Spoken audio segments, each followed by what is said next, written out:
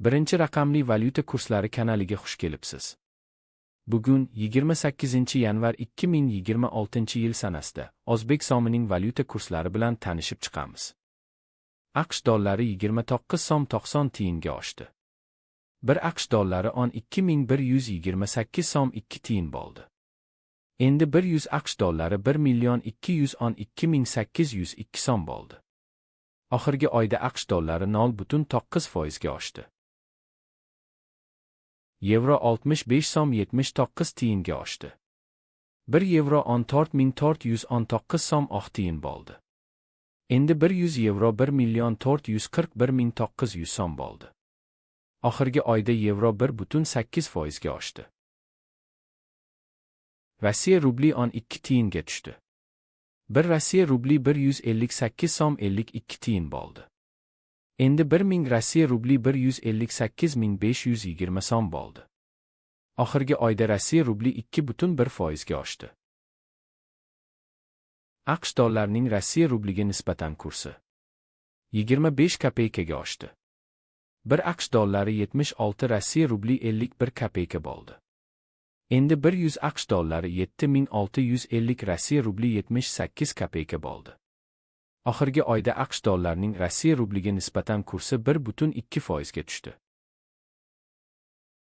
Endi banklardagi olish-sotish kurslari bilan tanishib chiqamiz. Birinchidan, AQSh dollari sotib olish ya'ni maydalash bo'yicha banklar reytingi.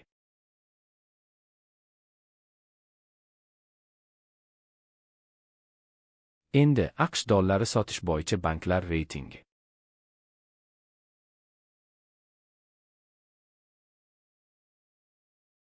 Rossiya rubli sotib olish bo'yicha banklar reytingi.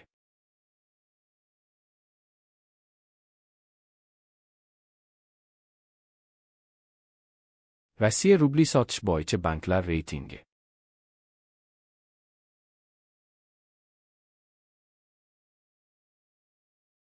Yevro sotib olish bo'yicha banklar reytingi.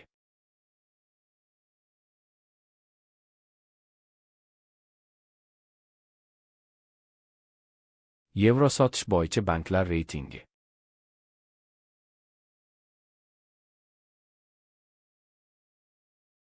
Bugungi kurslar shunday.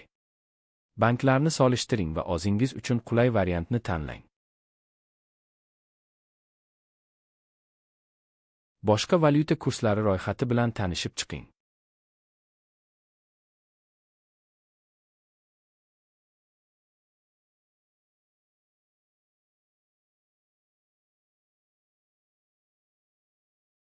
Ertaga yangi kurslar bilan uchrashguncha like bosib obuna bo'lishni unutmang.